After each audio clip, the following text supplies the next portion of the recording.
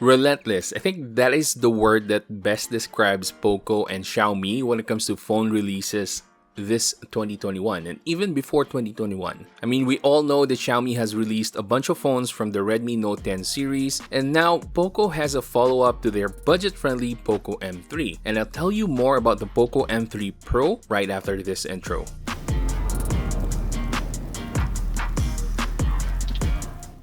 If you haven't activated your Windows 10 Pro license yet, make sure to check out VIPSCDkey.com where you can find affordable Windows 10 Pro keys. Use my code SKPV to get 80% off of your purchase. After purchasing the activation keys, you simply copy and paste it to your Windows activation panel and you're good to go.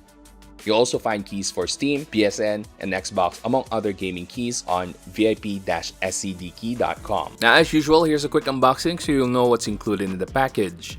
So first off, you get the Poco sticker similar to the Poco F3 and the Poco X3 Pro. You also get the quick start guide, safety guide, and the warranty document.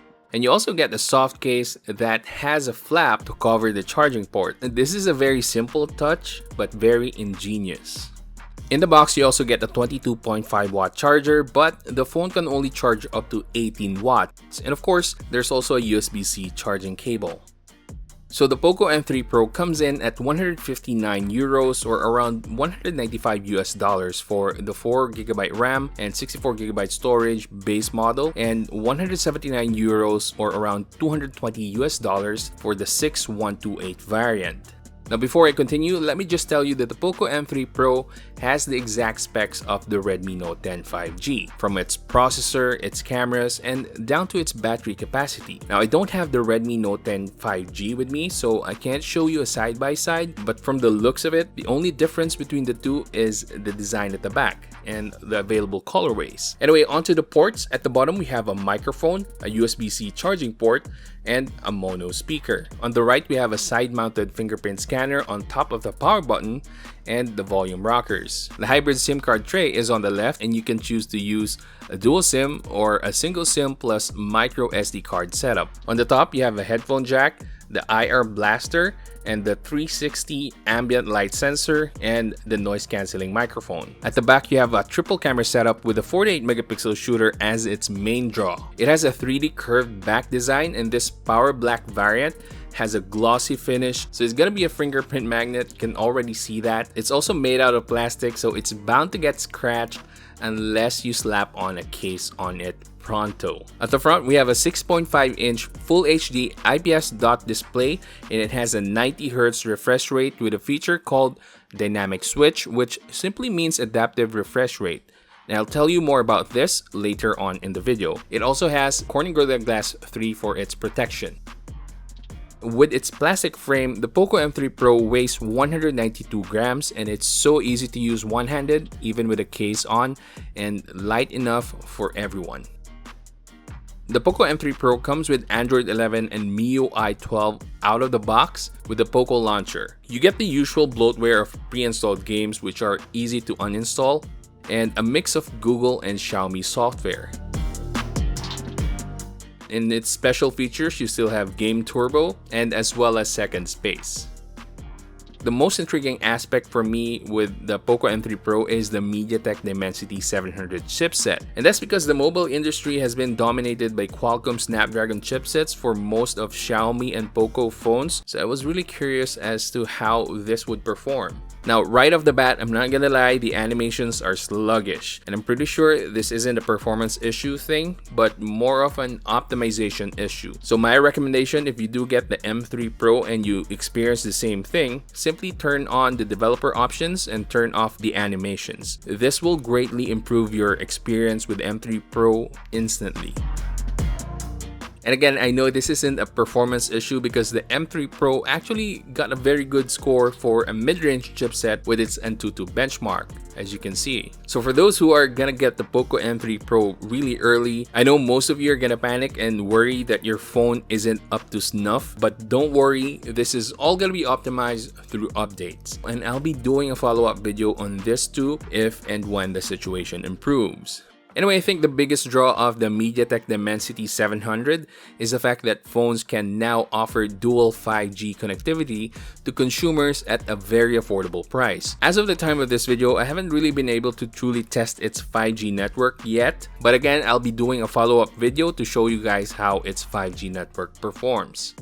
Moving on to the display, as I mentioned, this has a DynamicSwitch display, which means even if you set the refresh rate to 90 Hz, the phone will still automatically decide which refresh rate is optimal for the app that you're using. This is definitely not something that I prefer because the change in smoothness might be obvious to some, and you'll only truly see the 90 Hz effect when playing games that support 90 frames per second, because on static displays, you'll only get a 50 Hz refresh rate. However, Poco does claim that the benefit to this feature is that your phone can save some power. But overall, the display is really good. The dot display IPS panel looks colorful and vibrant enough. Now, it won't come close to an AMOLED display, but it will still satisfy most users. Equipped with an OmniVision 48B sensor, the Poco M3 Pro can take decent photos. The quality is good enough, especially when taking photos with ample daylight. However, if there is very little ambient light, the image quality will actually suffer. I really suggest that you check out the full resolution samples that I have in the Google Drive link, as this will give you a better idea of what you'll actually get. When viewed on a bigger display like a computer monitor, you'll notice that some of the photos aren't very sharp, particularly when zooming in on the cat's photo. You'll notice that the fur is blurry and soft. As for video, I was surprised that there's only 720p and 1080p 30 frames per second options. 1080p actually looks good, especially with its image stabilization, but an option to shoot at 4K would have been really nice. For those looking for selfie camera samples, I'll also include some in the Google Drive link. Gaming on the Poco M3 Pro's 6.5-inch display is great, and the Dimensity 700 processor seems to be holding up just fine. On Mobile Legends, Ultra Graphics and HFR mode are already available, and you'll have an enjoyable time with this on the M3 Pro. I didn't notice any concerning heat buildup, but I will reserve my judgment on the thermals in a follow-up video once I get to spend more time playing games.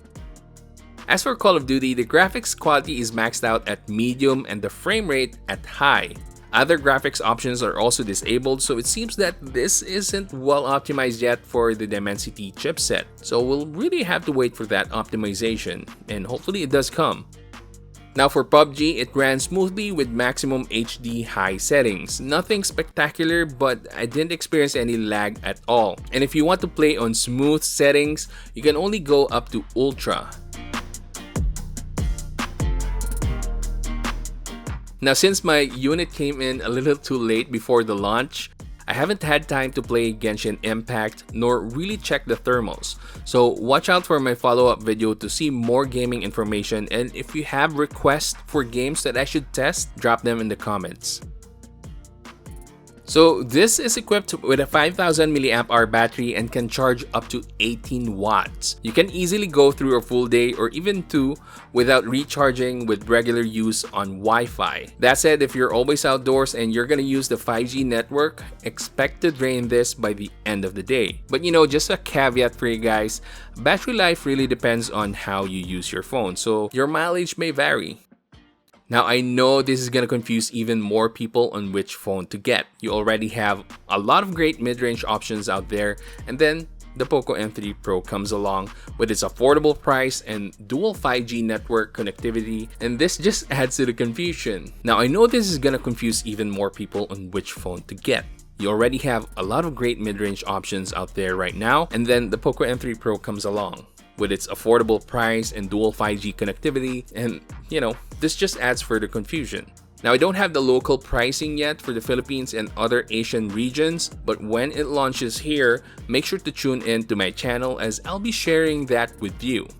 However, based on its global pricing, the Poco M3 Pro provides excellent value for its price. Plus, you can't really beat the 5G feature on this at this price range. This is the cheapest 5G phone you can get right now, and it's a really capable phone that is hard to resist, especially for those itching to ride the 5G wave.